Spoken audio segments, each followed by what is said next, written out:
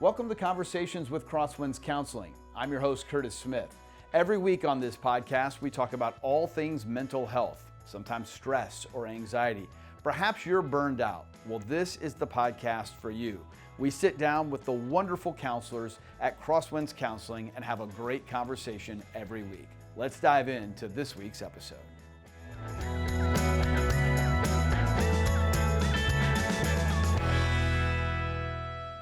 Hi, everyone, and welcome to Conversations with Crosswinds Counseling. I'm your host, Curtis Smith. Joining us today is Michael Megonnell, who has been on the podcast with us before. Michael, thank you for being back. Thank you. Oh, Captain, my captain. You in the past have threatened to say that. I have. And you finally did it. That's right. Yeah. You gave me permission, so I pulled the trigger. trigger. Did I? I didn't remember giving you permission, but okay. Michael, we're just about a week or so from the 4th of July, nearing what many people consider the midpoint of summer. It's the midpoint of the year. But bigger than that, the 4th can bring up a lot of emotion in people, depending on how patriotic they are and what it means to them. As we near this holiday, what themes, what ideas of the 4th of July come to mind for you? Yeah, well, I was thinking about independence and like the, our idea behind Americans of being free. Yeah. And then for me, I often think about with my clients, like, okay, what does it mean to be free? A lot of times my clients who are like struggling with stuff, they're like, well, I don't know what it means to be healthy, And part of being healthy, in my opinion, is being free, having your free will and being able to say, like, I don't know, it's like that feeling when we go about our days and are like not having these weights that come along with us, And there's a lot of different metaphors for that. But it's like, okay, well, what does that actually mean in a practical sense? On our daily lives, what does it feel like to be free? And what does that even mean? What are you shooting for? Because it's a very, up there kind of concept. Yeah. But what does it look like to bring that down into your daily life and say, how do you measure that on a practical sense?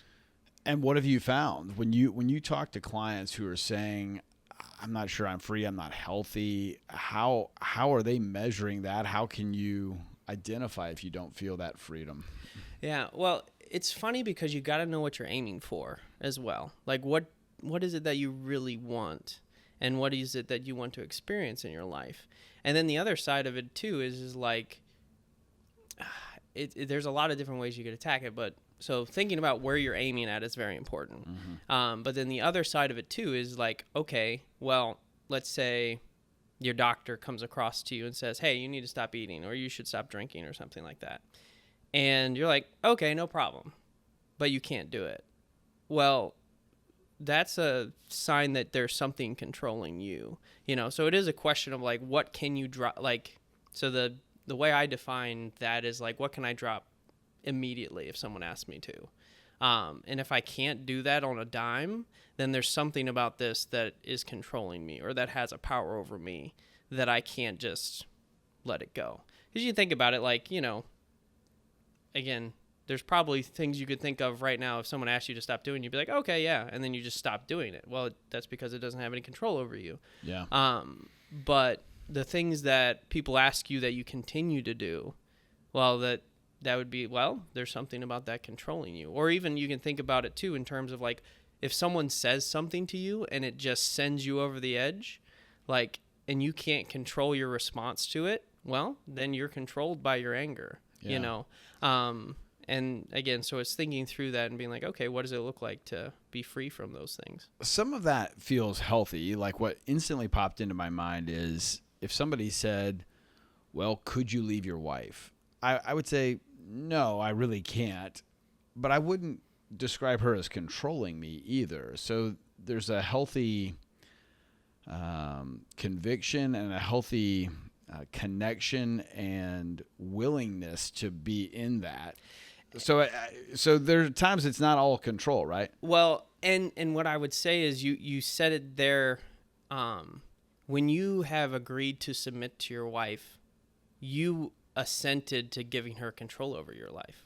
So it's still not. It's not that she manipulates you or something like that. You guys made you had a conversation, you Yeah, went up right. and said, Many. Yep. Well, and I was thinking on your wedding day, she Right. said, I do, you said, I do. Yeah. You entered into an agreement where it was like, okay, you're going to have control over me and I'm going to have some control over you.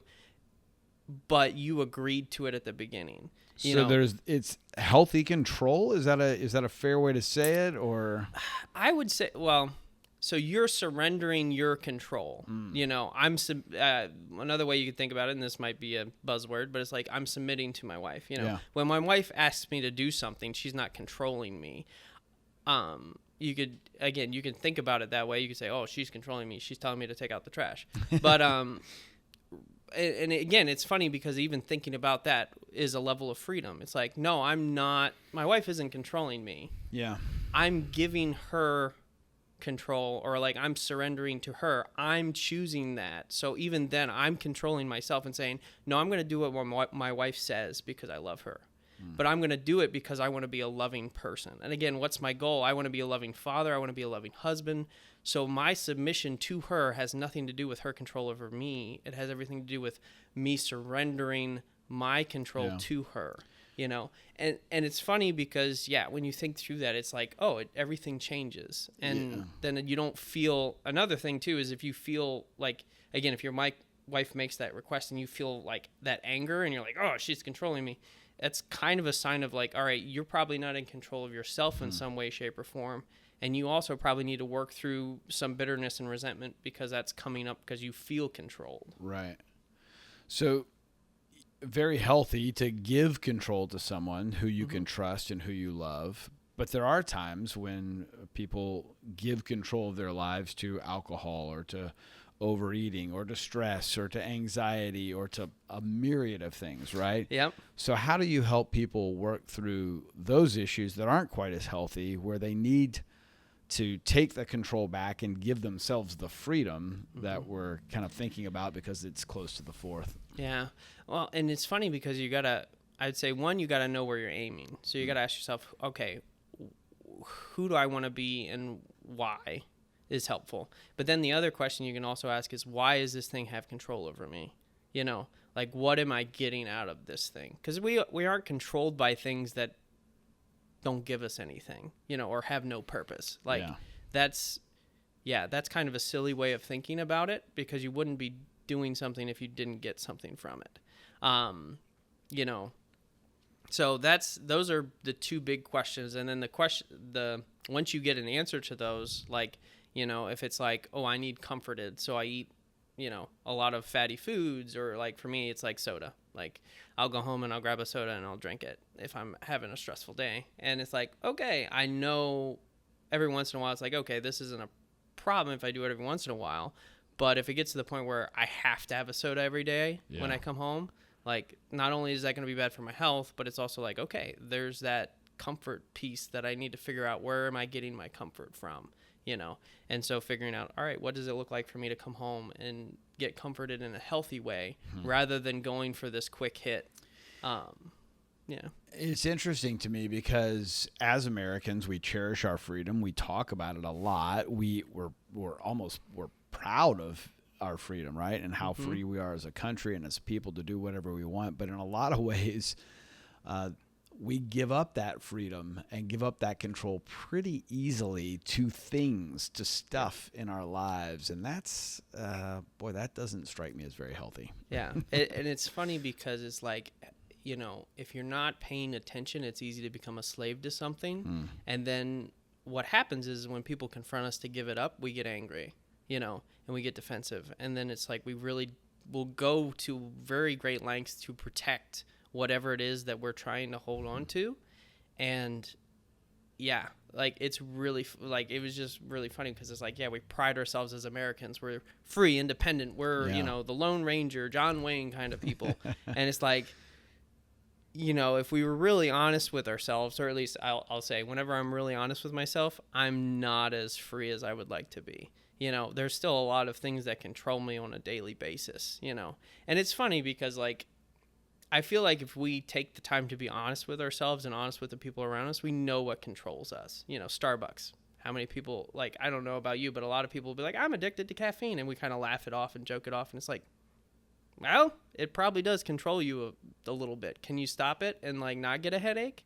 You know, like these are the questions. Like, yeah. And it's funny because it's like, it's not only just something that affects you, maybe affects your relationships or maybe affects your attitude or something like that, but it also affects our physical bodies, you know.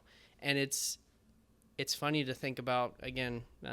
So Crosswinds Christian Counseling, like what are you a slave to? Yeah. Like, and you can be a slave to righteousness, which is funny because again, we're talking about that like you're still going to be a slave, but I can be a slave to what is good, and I can surrender to what is good and let that control me, or I can be controlled by basically whatever else comes along, you know, what my desires are, what my passions are, you know, and maybe some of those are good, maybe some of those are okay, but ultimately if I'm controlled by them, like that usually leads to a disorder. Even like if you can think of the best thing, you know, like you could say, oh, I just want to help people.